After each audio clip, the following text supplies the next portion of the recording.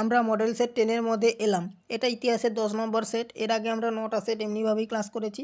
যারা না ক্লাস দেখেছো অবশ্যই প্লেলিস্টের মধ্যে পাবে, লিঙ্ক এই ভিডিওর ডিসক্রিপশানে দেওয়া রয়েছে।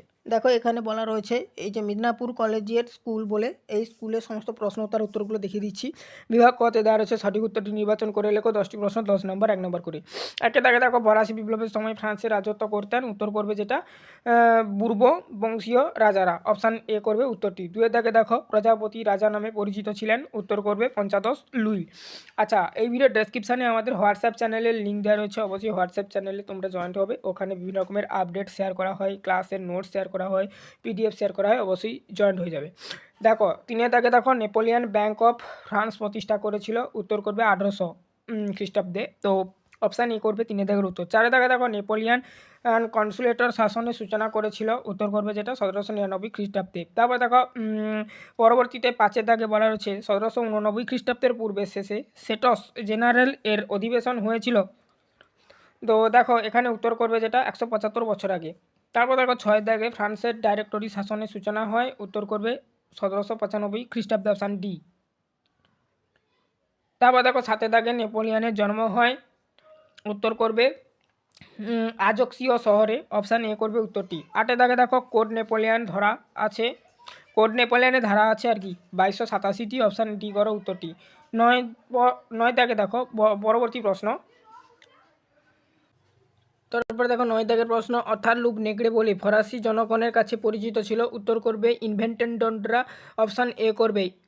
আচ্ছা, উত্তর অপশান এ করবে যেটা ইন্টেন্ডেন্টরা। তারপর দেখো নেক্সট 9-এর পর 10-এর দাগে ওয়াটারলুর যুদ্ধে পরাজিত হন, উত্তর করবে নেপোলিয়ন। তারপর দেখো বিভাগ খ, নির্দেশ অনুযায়ী উত্তর দাও। 6টি প্রশ্ন, 6 নম্বর 1 নম্বর করে।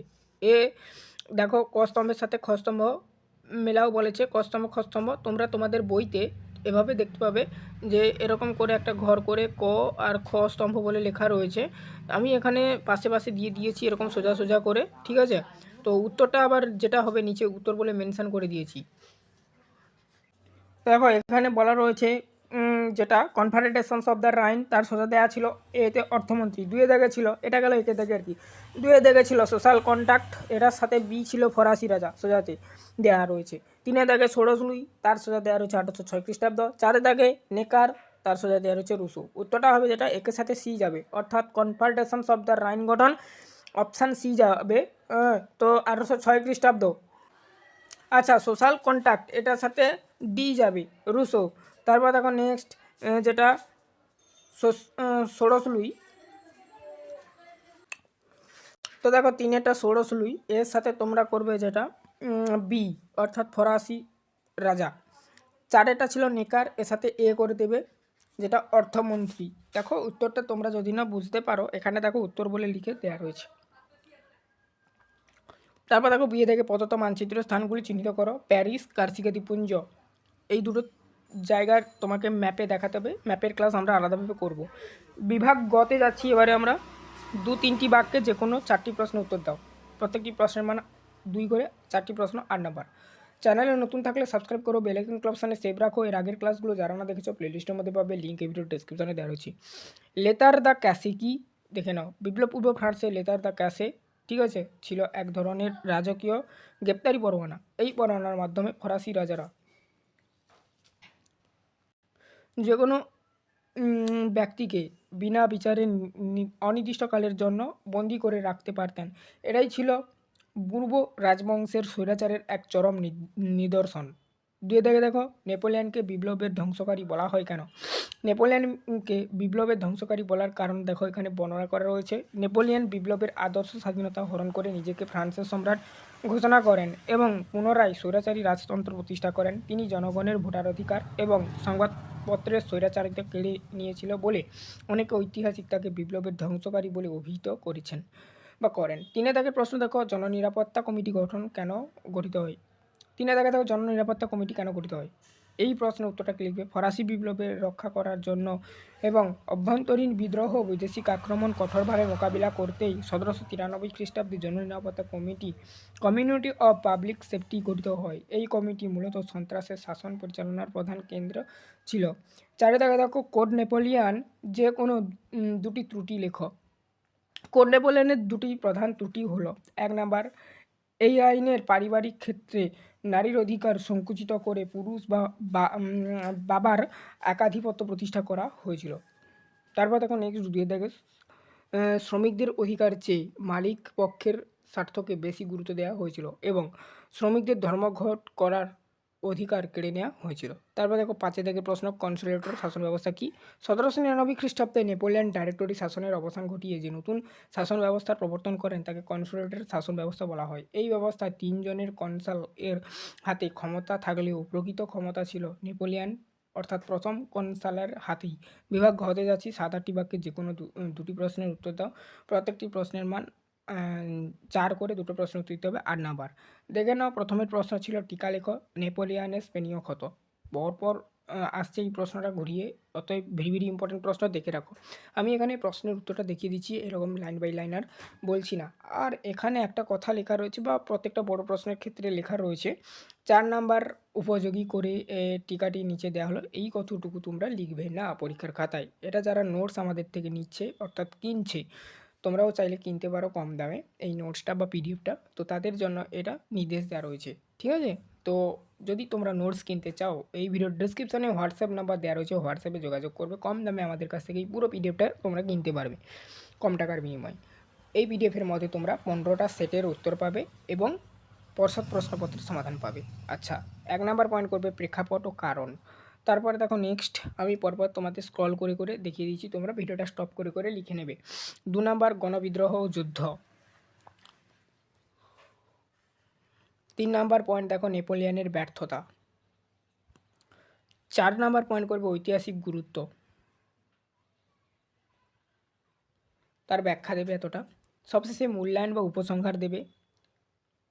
তারপরে দেখো নেক্সট 2 এর দাগের প্রশ্ন ছিল ফরাসি জনতা দ্বারা বাস্তিল দুর্গ পতনের ঘটনাটি লেখো।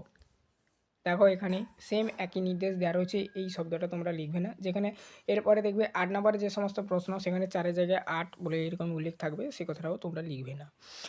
বাদবাকি যা আছে লিখবে, দেখে দেখে লিখে নাও যারা নোটস নেবে না বা কিনবে না ভাবছো। বাস্তিল দুর্গের পতন এটা হেডিং করে তারপরে 1 নাম্বার পয়েন্ট দেবে প্রেক্ষাপট ও উত্তেজনার কারণ, তার ব্যাখ্যা দেবে পয়েন্টের। 2 নম্বর অস্ত্রগার লুট ও দুর্গের অভিমুখে যাত্রা। 3 নাম্বার দুর্গের পতন ও হত্যাকাণ্ড।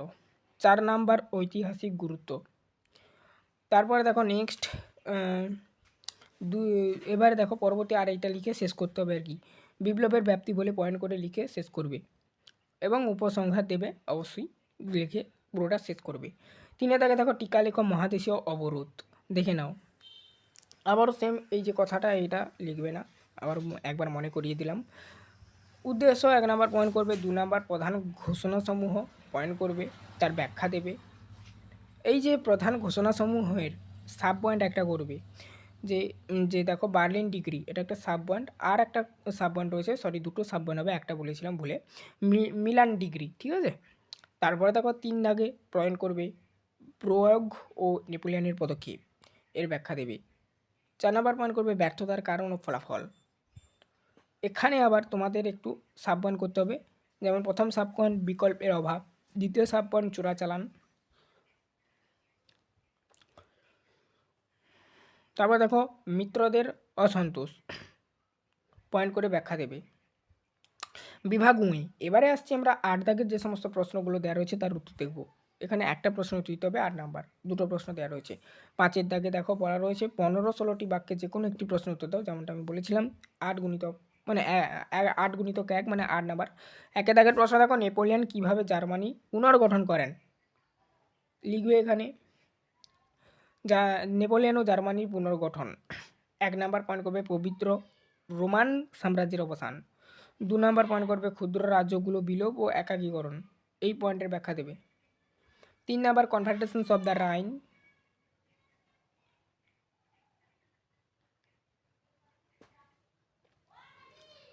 4 দাগে দেখো প্রশাসনিক ও সামাজিক সংস্কার। তারপরে দেখো নেক্সট পরবর্তীতে 5 দাগের পয়েন্ট করবে জাতীয়তাবাদের উন্মেষ, সবশেষে মূল্যায়ন দেবে। তারপর দেখো নেক্সট বলা রয়েছে 2-এর দাগে ফ্রান্সের কর ব্যবস্থার সংক্ষিপ্ত পরিচয় দাও। ফরাসি বিপ্লবের সামাজিক কারণগুলি লেখো।